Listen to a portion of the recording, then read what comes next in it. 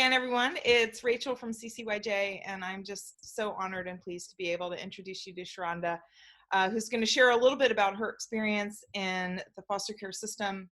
Great. First of all, thank you, Rachel, for the opportunity just to share a little bit of who I am and some of my perspective and insight.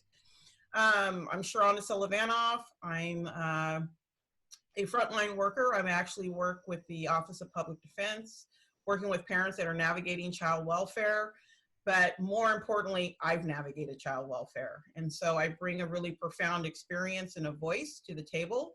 I came into the scope of the department in 2007. I was addicted to crack, heroin, and alcohol. I was an IV drug user. So I sought not one day of prenatal care. And it wasn't rocket science when I started to give birth. I had track marks. The department was immediately called, and my daughter would not come home with me. And I have to tell you, I didn't really want her to. I was in a severe addiction, and obviously, just by the sheer fact that I didn't seek prenatal care talks about the severity of the disease that I was in. So I continued using for about 14 months, and I always describe it, everyone has a reason why they stop using. Mine was my mom came to me and she said, if you don't get your act together, we're done. And I best describe it as everyone uses for different reasons, and everyone gets sober for different reasons. And drugs and alcohol is not my problem. It's how I handled my problem. And so when my mom came to me and said, hey, if you don't get your act together, part of my problem was I really wanted my mama's love. And so that was the catalyst. And I describe it as she's the reason why I started. She's not the reason why I stayed. And so I got into treatment. I did treatment, long-term treatment, took a year, long treatment. And the best thing that ever happened to me, and there I encountered some of the most profound and beautiful, nurturing people. And really the core problem that I had was no one really had nurtured my soul from a little kid. And so as this grown woman, I encountered these people that saw that longing, and they fulfilled that, and they started to help build me so that I could continue to do the work, to continue to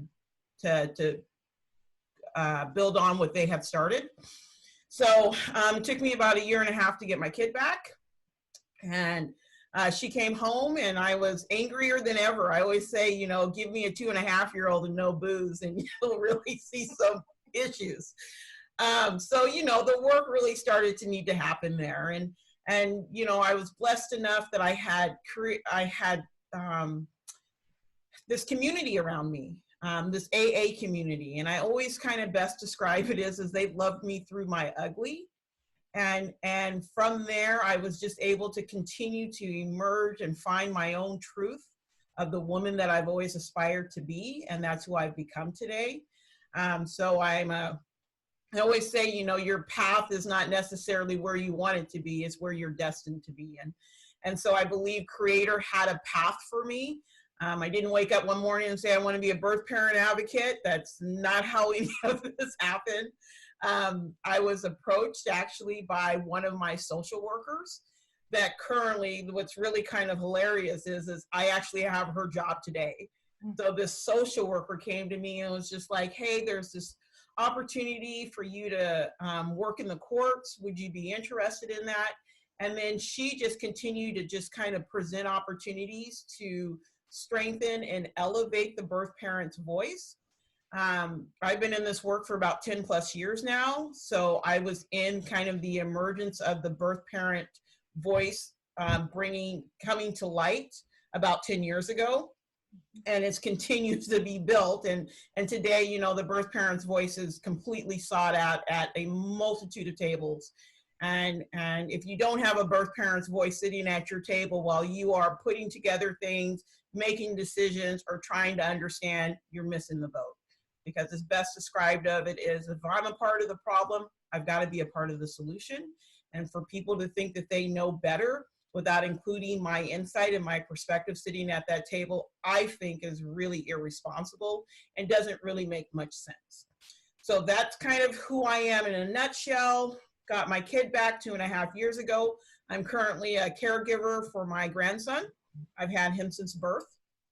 I'm currently in CPS right now, or in CFWS right now in a dependency case.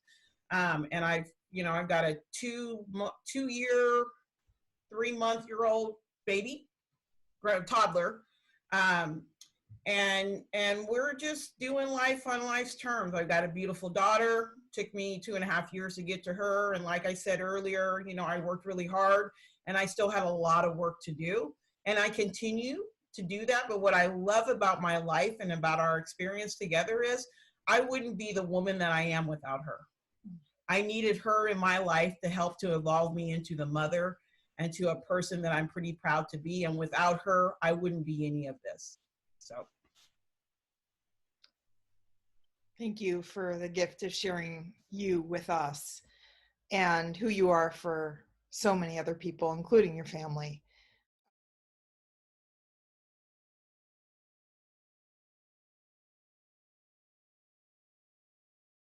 First hat I'm going to wear is just a professional. What has been astounding about this crisis that we're in is that in the last 2.5, 3 weeks, I've had 3 return homes. And it's been return home out of necessity, right? And what's interesting is that I can't help but think about, right, all of these reasons why we kept the child out of the home seem to become insignificant when we're in a crisis, right? And caregivers are like, I can't, handle these children being home all day. When's this kid going home to their parent? I was literally at a meeting and we finished the meeting and they were like, when can the kid go home? And they were like, now. So they just, within hours, these kids went home. And so I can't help but ask, well, why did that why didn't they go home earlier, right? If under these terms you're willing to return, right? Why didn't that happen earlier, right?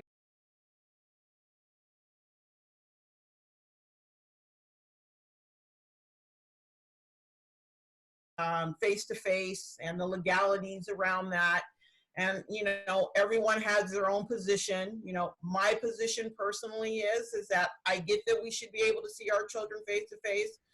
I don't want to compromise anyone's household, and people's households are complicated. So it's not just some blanketed way of saying everyone, but what we should recognize is that households are complicated and the chain of transmission is complicated. And so, if there's ways to put parameters and protective factors around families, we need to make that a priority. So in recognizing that, I think that the virtual visitation, the phone, texting, pictures, all of these ways for us to stay connected should be really important. And I also think that we as professionals should be able to circumvent some of the complexity around that. I think people say no because they feel like they have to figure it out themselves. I think it's our responsibility to figure that out and kind of hand them a full meal deal with some options on how to execute so that they're not having to kind of organize some stuff. I think that helps people say yes a lot more than saying no.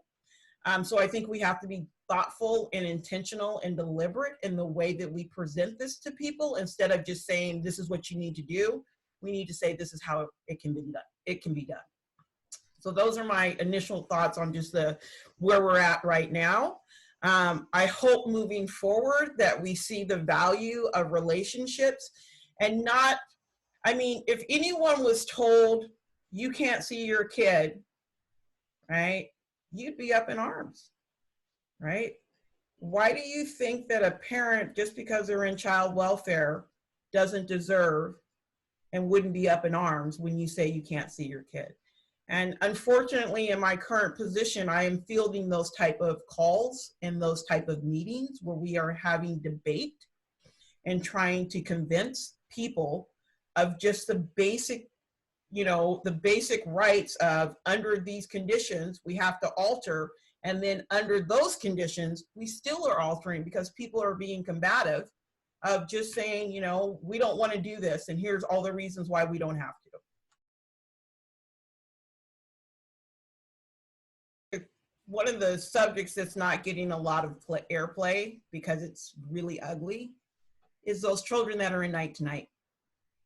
And where are they? What are they doing? Who's taking care of them? Right? Because usually they're in school. Because we have such a foster care crisis, right, with the homes of the recruitment and retention, and a crisis such as this, right, I mean, I can't imagine what those kids are going through. So, you know, I certainly want to be able to continue the conversation and look at the remedies. We should not have children in night-to-night hotel rooms under any terms.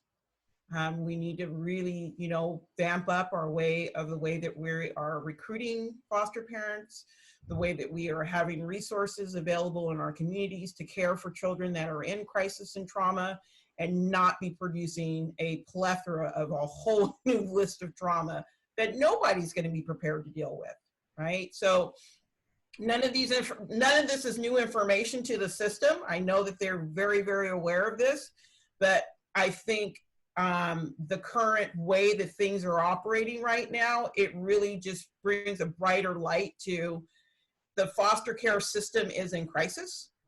And under these terms, the trauma and the uncertainty for children that haven't had a placement, they are beyond displaced. And I'm surprised we're not having more conversations about these children, right?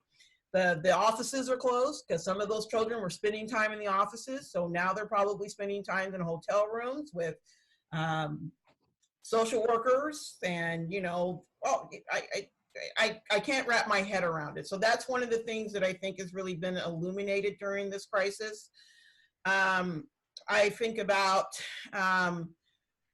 the families, and I'll just use myself, you know, I mean, I have this child, navigating my life, then all of a sudden the kid's home 24/7.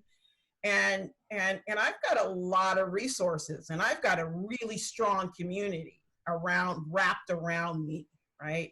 And so I've had probably one day where I mildly lost it, right? And I had some tools to kind of bring me back down to earth, right?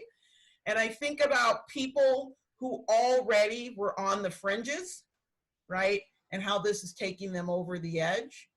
And because we have a system that doesn't necessarily really support kinship caregivers, because they really don't, that there will be some backlash or something that will come on the back end, because we haven't really invested on the front end around people's mental health and around putting things around them, so that, such as this crisis or any other thing that comes about, that we have responsibly thought about the needs of what people's needs are in these terms and in these times. And I don't think we do that. I think that we drop children off and we say, you're over here, we know that you're safe, and the person's passed the background check, you're good.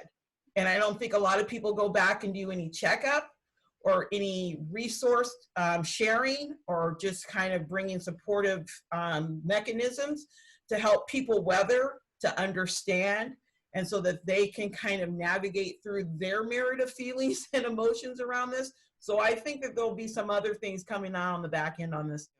Thank you so much for spending some time with us and sharing your perspective, and just honored to know you, and grateful for your contributions that you're making in so many lives.